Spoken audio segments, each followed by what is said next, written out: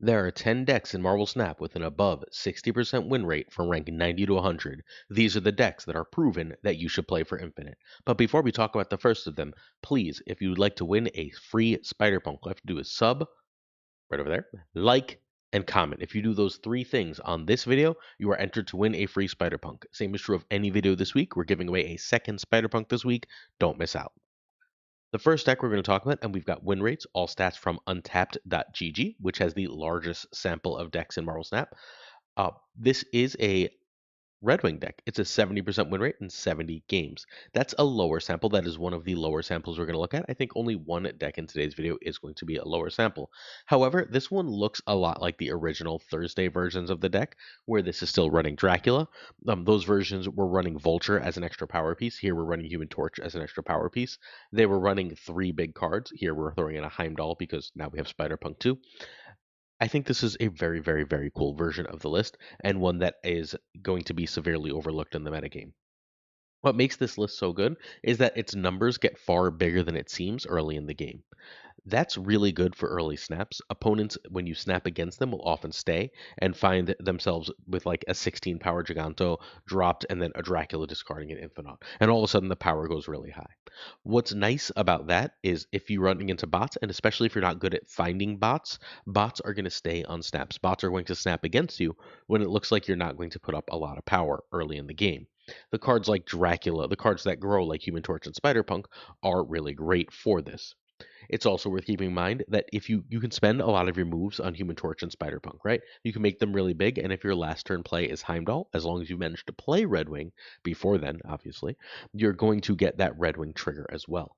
If you can get that in the right lane, it's often hard to win the far right lane in Heimdall decks. If you've got Redwing in that far right lane, you play Heimdall in that far right lane, then all of a sudden, that lane can also end up having a Galactus, a Gigantor, or an Infinite in it.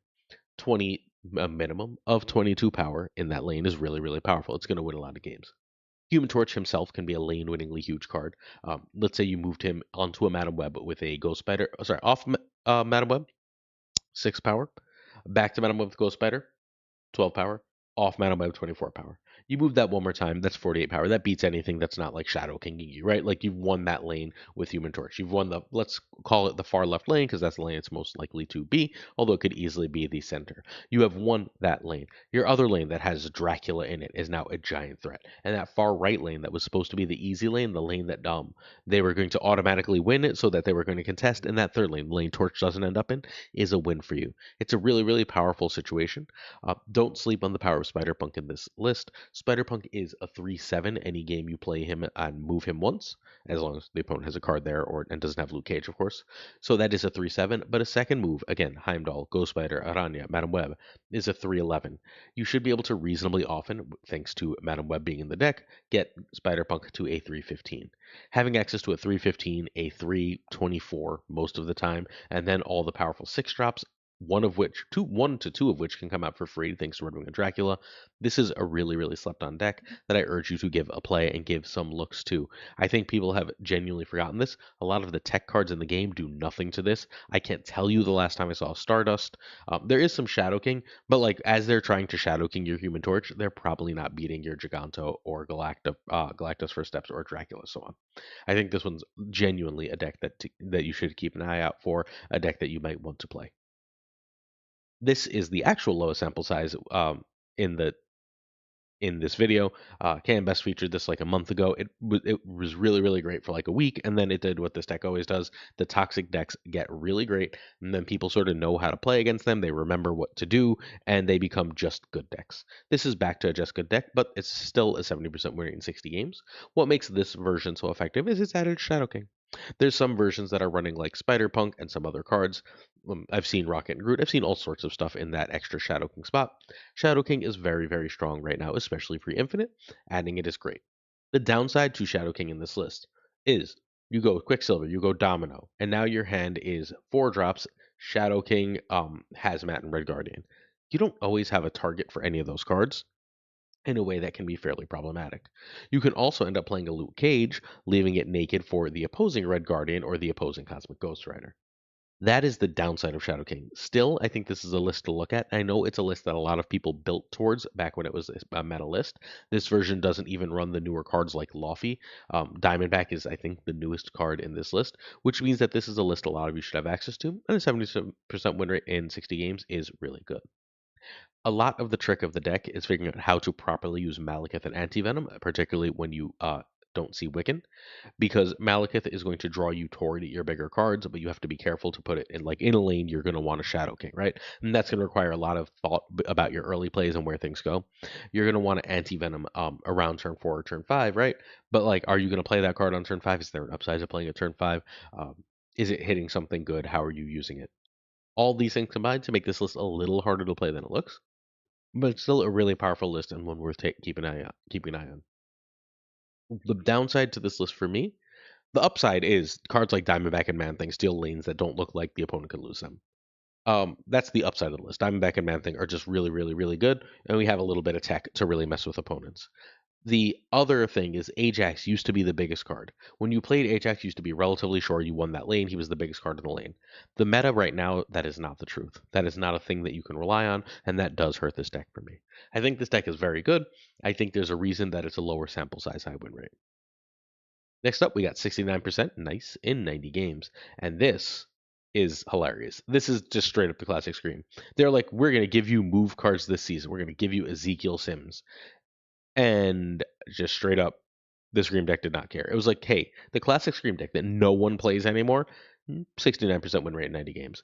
This is like the exact version or close enough to the exact version that was created like the day Batrock came out. We've got those exact cards. There's a version that's almost the exact same win rate and almost the exact same play rate that runs Spider Punk over, I believe, Spider Man. Feel free to mess with that if you want. I think that it doesn't super matter what you do. I'm partial to Spider Man here. I think Spider Man is actually better than Spider Punk in this list. I don't think you want the extra 3. I think being able to weave in 2+2s is very important for the list. This list is a list that wins on scaling, which means it should struggle with Shadow King, but because it scales in multiple lanes, it tends not to. Scream is a 4-power scaler, -2 from opponent, +2 for you. Sam and Craven are 2-power scalers, but if you get them both, every move is going to be +2 power, right? So every move becomes a +4 scaler. It becomes +5 if you have Hydra Stomper. Moves on your side are now Hydra Stomper buffs as well. You get access to a 1/6. Batrock is usually a 1/6 to 1/8. And you even have a mini clog package. Most people, not everyone, I guess, because we're looking at a deck, most people seem to have cut Arrow from this list. What Arrow gives you that most cards don't is a third card for your mini clog package. A lot of what this deck does, a lot of the way it wins, is it uses Polaris and Stegron to try and clog a location, usually the far right, sometimes the mid location. Arrow gives you a third card to help that strategy while also disrupting opponent combos in very, very effective ways. I think when you combine those things, this deck has some real legs. Plus, the lane your opponent thinks they're going to win, thinks they're guaranteed to win, you still have Cannonball for that. This is a this deck remains really good. After all this time with so few changes, this deck straight up remains really good. It got a tiny buff of 1 power to Hydra Stomper last OTA, and outside of that, this deck is just old. It's a classic for a reason. It's affordable. It's a really powerful thing that you could do in Marvel Snap. Before we get to the next set of decks, please hit that sub, like, and comment if you're willing to help us out. It helps us out in a huge way, helps us grow, and helps us with that YouTube algorithm that's always against creators of our size. So if you'd like to get our video showed to more people and help us out, please hit that sub, leave a like, and leave a comment. Plus, free Spider-Punk. All right, next up, we have a 65% win rate in 96 games. I believe after this, we're going to look at only 100 game plus, although we are in the low hundreds for most of these. This is the Man Spider Scar deck. There is a version that runs Ezekiel Sims. If you would like to cut Lizard for Ezekiel Sims, that is literally the change. That version is a lower win rate, but just around the same area and around the same number of games. So, if that you're looking for an Ezekiel Sims weekend mission deck, have fun with that thing. This is fairly standard Scar stuff, right? The only real difference here is we're not running Surtur, we're instead running Luna because we've got an extra 5-drop. We are also not bothering with Enchantress. Enchantress is a very powerful card against opponents, but for our own Enchantress right now, we are mostly using Man Spider to try and take care of the downside of Starbrand or Typhoid Mary. If we don't get the Zero Sauron, we have the Man Spider instead of Enchantress. That seems like it's not going to work, or that seems like it could be a problem, except what it does is it says, I've got one lane that has so much power, I'm not sure you can beat me. Opponents that do try to beat you often end up Shadow Kinged out of the game, although Shadow King is a card you have to be careful of in this list. Ares and Manspider are both cards that your own Shadow King can utterly, utterly ruin. Scar is relatively fair, easy to get cheap here. Not free, but cheap enough. If you do something like Luna Snow into Manspider, you've now made Scar cheaper. You can then play your Red Skull or play your Ares or whatever you want. You can go 0 into Starbrand, and now you've got a lovely 3-cost Scar. That lovely 3-cost Scar ends up with a last turn play with Shadow King, and you're good to go. Iron Patriot's also a very, very powerful play in this list. Iron Patriot into Luna is just good, right? Like it's just a standard good thing. You end up with enough stats, and if your opponent beats you, they likely beat you by playing multiple cards, at which point they're going to blow up their snowball. They get 1 extra energy, you get multiple turns of extra energy. The other card for this um, is obviously Starbrand. Starbrand just saying, okay, I've got 13 power in that lane on turn 3 is almost always going to win. You can do shenanigans like Zero Lizard if you're so inclined. They're not required, but they're options that you have if getting that Iron Patriot card, if that Iron Patriot card is good enough. You can also feel free to ignore that Iron Patriot card if it's nothing you really care about. But competing for that lane and then losing it can sometimes get your opponent to snap, assuming that like you're stumbling a little bit. And if that card is bad and you didn't care about it, right, you can just move on and still win that game for a lot of cubes. Next up, we have the whose version is this? Heart of the Cards, I believe. This is Heart's version, I think, of the Moon Girl deck. We covered this. This is the #1 ranked deck in the season. We covered this deck yesterday. This version just says I'm not losing to the tech in the meta. I've got Shadow King and Mercury, and if I'm not losing to the combo in the meta, to the move decks, to the Man Spider decks, to the general scalers that are out there. If I'm not losing to that, then Victoria Hand can put up as much power as anything.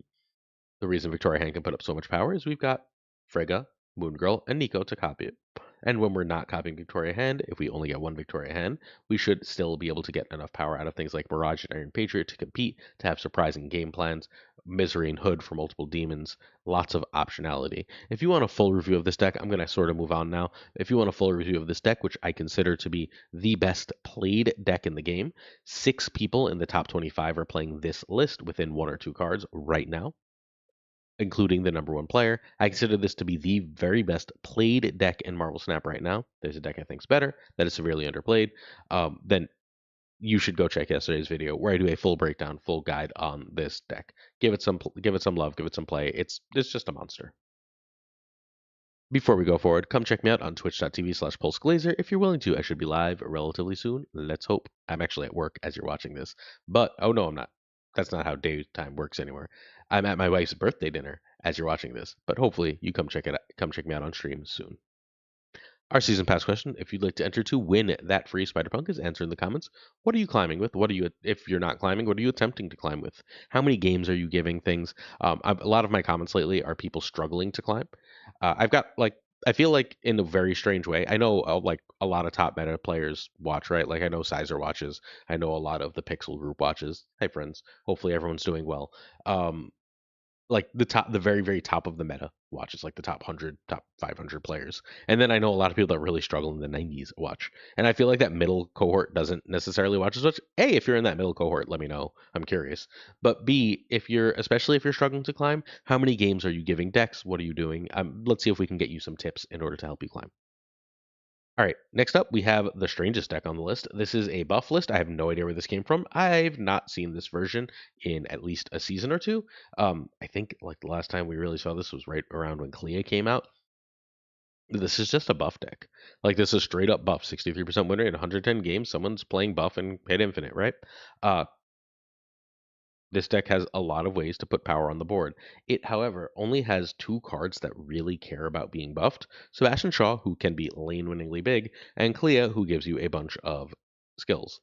Um, I don't know how this wins so much, outside of just like people don't know what the hell you're doing because it's such a weird list, but 63% win rate in 110 games is nothing to sneeze at. Basically, play buff cards, play cards with good stats, and then dump Shaw, dump Galactus, and win. To have an known amount of power to put out thanks to Fastos, Mr. Fantastic. Scale up all your stuff thanks to Marvel Boy, right? Like there's stuff here. I get how it puts out points. I don't get what makes this so good right now. Perhaps it's so good right now just because like things like Victoria Hand are so good, and this can conceivably go bigger while not giving the opponent a single lane to win with Shadow King. If that's the case, impressive. There is not a lot of Killmonger out there right now if you've missed that. Destroy has sort of been outscaled by a lot of things. Destroy had its moment back in the sun, and it's back to being like sort of a tier 2 deck. We're not going to see it anywhere on this list. I think that this type of list is benefiting from Destroy being pushed back down, but this list is the single list on this whole video that surprised me. This is the only list I didn't know in advance. From here, we're going to go to Arishem. This is our friend Teeb's version, or close enough to our friend Teeb's version, where it's basically Tekashem, right? We are running Arishem, and then we are running we're running Shadow King, we're running Legion, we're running Destroy, Cosmic Ghost Rider, and Merlin. And then we're running a few cards that give you extra power. Iron Patriot and Valentina are just like cheap big cards. Galacta is a power spike. Blob is a huge power spike. Eson's a big power spike. And then Sarah lets you play extra stuff. I think Sarah in Arishem is sort of slept on, and I'm really happy to see it being in versions right now. I think that makes an awful lot of sense because Sarah on turn 4 is so good, and of course you're not going to see it on turn 4 every game, but when you do see it on turn 4, +1 energy, -1 cost to your board is a giant, like, ridiculously big, oh my god, please snap this. You will be so happy that you snap this play. So I am impressed with this list. I think this list is quite good. I don't think this is the best thing to do, the best thing that we can ever do, but I'm not surprised to see it doing so well. Arishem just sort of always remains near the top. And the beauty of Arishem is like if you change 4 cards in this list, it's still probably pretty damn good, right? Like if you don't have Valentina or Ethon, like fine, you'll be fine. Play some other big cards there and you'll be totally okay. You do want to make sure that you're trying to either cheat energy or cheat power with this list, right? You want things that are so big, so controlling, or like that's ultimately what control cards do, right? They cheat power. They say, all right, I've got a 4 cost card that's going to take out a 10 power card on the opponent's side. They've got a 5 power card that's going to wreck your whole 5 cost card that's going to rip your whole lane or blow up all your cheap stuff, that kind of thing. That's basically turning the energy for the energy disparity that this deck offers further into your favor in a really powerful way. So you want to do that, or you want to just like straight up energy cheat, Valentina, Sarah, Iron Patriot, that kind of thing. Impressed with this list. Very, very impressed with this list. Apparently, this version has overtaken the Arishem Thanos versions too. Straight up, Arishem seems to be doing better for this moment. All right, here we go. There's like 3 versions of this. This is one of the decks that there's like 3 or 4 versions of that all made the video, that are all like, sorry, around the rate for the video. This is the Storm War Machine Legion. The Mr. ELA version that runs none of the Electro Blink Jubilee shenanigans is a better deck if you're really good with it. If you're not really good with it, however, being able to snap on a storm and be relatively sure you're going to win that storm lane is huge. What makes you so sure you're going to win that storm lane? You've got War Machine, you've got Blink, you've got Jubilee, you've got Doctor Doom, you've got Jeff. If you can win that storm lane, you should be able to steal another lane thanks to cards like Infinite and Red Hulk and so on, which leaves you in a fairly powerful spot. It's a really good list. Again, there's several versions of this within 2 or 3 cards of each other. Feel free to mix and match. I think you need Storm, War Machine. I mean, where the hell is Legion? Legion's in this list. I just accidentally cut Legion because I'm an idiot. Legion is in the Mercury spot. Excuse me. I was trying to make this too quickly. But Legion is in that Mercury spot. There is no Mercury in this list. But Storm, War Machine, Legion are fundamentally must-haves. And then you can sort of mix and match everything else. It's nice to have access to Blink, but I don't think it's necessary. Blink just makes the combo more successful and lets you play Infinite a little more safely. But if you have Storm, War Machine, Legion, you have Jubilee, you'll be totally fine. Just go for it. Hey, I do some raid videos. If you're interested in checking it out, it'd mean a lot. Raid Shadow Legends. I know you've probably heard memes about it, but I'm having a blast. I literally have it playing in another window as I record my videos. I enjoy the game a massive amount. I think it involves really good mental strategies and puzzles, and it's got a bunch of really cool resources and content creators. So if you'd like to check out one of my videos, there was one that released yesterday afternoon. Go check it out. I think you'll like it. Plus, if you decide you want to play, you can get $200 in free stuff. Last 2 decks. First, we have our good friend Mr. Negative back. We haven't seen Negative in a while. Turns out Manspider brought Negative back just enough. Jane doesn't work with Manspider, neither does Mystique with Jane now. Both of those things hurt the deck. Turns out adding an extra giant power spike was enough. because you have Taskmaster. So you can do shenanigans like Man Spider into Absorbing Man into Taskmaster here, and just sort of go over the top of things, and it gives us an alternate win condition for when we don't see negative. We used to have to rely on Zola for that, and Zola is just really like obvious and disruptible, and now we don't have to. So a lot of the power of that Zola package, we'd have to run like Panther and Wong and shenanigans. We get more out of Man Spider because, well, Absorb Man can copy a Sage and you're pretty happy. Absorb Man can give you a second magic lane in a pinch. You can Psylocke into Absorbing Man on turn 3, and then you can have a 5 play. You can play a Man Spider or an Iron Man on turn 4. Like, those are just powerful plays. They're excess things you can do. Bye, wife. Love you. My wife is heading out. You can end up doing plays like that. You can also just end up playing like a Psylocke on you can play Psylocke into Man Spider into Zora Man. Not enough power, but like you get the gist. You can do other silly shenanigans like that for extra power, and then you can just Taskmaster that for a win. It's much less committal. You've got Ravona, right? So you go Ravona, and then you play who cares? You play a Sage, right? Like you get a decent power Sage, you get a 6 power Sage, and then you've got a 14 power Man Spider. You can absorb Man Taskmaster that. You got to win. There's enough plays like that that make the regular I just play negative and snap wins good. Also, another deck that's really good against bots. Bots do not read negative properly almost ever, so it's a really good deck to hit infinite with. I don't know. I'm pretty happy negative is back in this form. I do wish negative didn't exist because I think it would open up a lot of design space for the game. But if it has to exist, adding a Man Spider to it, uh, adding another card that can sort of mess with it in Shadow King makes this a far more interesting deck, at least in my opinion. Our last deck of the day is what I think the best deck in Marvel Snap is. This version doesn't run blah, blah, blah. Name of the card. Green Doggo. Sparky. This version doesn't run Sparky. I'm pretty sure that's wrong, but this is the highest win rate and the highest play rate version. I mentioned when we talked about the Storm War Machine Legion that there's a bunch of versions of that deck within like 2 or 3 cards different. This too. There's a bunch of different versions of Move that are all 2 or 3 cards different that are all really, really great, and you should pick a couple to play. I know that like people don't play Move in Marvel Snap. I don't know why people refuse to play Move in Marvel Snap. It will always boggle my mind. I think Move is one of the very best decks in the game. I think Move is the very best deck in the game. If like, i.e., if they don't have, if you can manage to throw Prio um, and they don't have Mercury, then you basically win. And they got Spider Punk, and Spider Punk is huge for this list. So I do think that this is the best deck in the game, into the metagame, especially on ladder, even if not in tournaments where everyone knows how to counter it, how and what to run to counter it. On ladder, when you're only occasionally going to run into answers, I think this is the best deck in the game. And there's like a million different versions of this with around a 60% win rate, which supports that. Just people don't like playing it. People think they're bad with it. This is one that I urge you to take the time to learn. If you learn it, you will be set because Second Ender seems very disinclined to ever nerf it. Remember that your main game plan for this list is Cloak or Hellion in the far right lane on turn 5. You move Craven and some other stuff over, then you play Heimdall or Juggernaut to win the game. It is a relatively straightforward thing. Heimdall or Juggernaut wins the game, and then you're pretty happy. You get extra cubes because you figure your opponent can beat the Heimdall, they can't beat the Juggernaut. They can beat the Juggernaut, they can't beat the Heimdall. And then you just pick the one that wins. It's just that simple. I do think Move is the best thing to do. Play this list. That's it. If you're interested in supporting the channel, check out our Patreon at patreon.com/snapjudgments, written on screen if you're looking for it. Certain tiers of support come with honor. Thanks. I'm going to go relatively quickly because I'd like to go live for an hour. You might have noticed my wife just went out, so I'm going to hop live.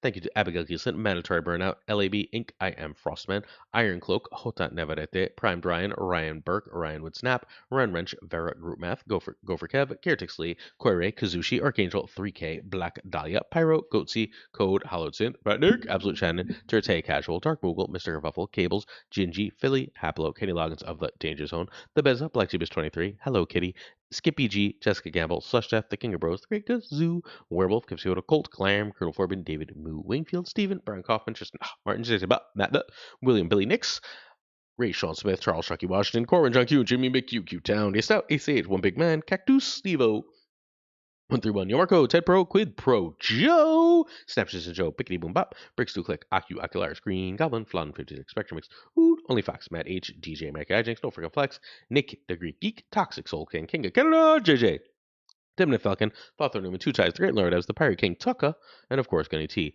The T stands for, that's it for today. I don't know what tomorrow's video is going to be, but there will be one. because it's snap judgments and it happens every day. Don't miss one of them. Peace.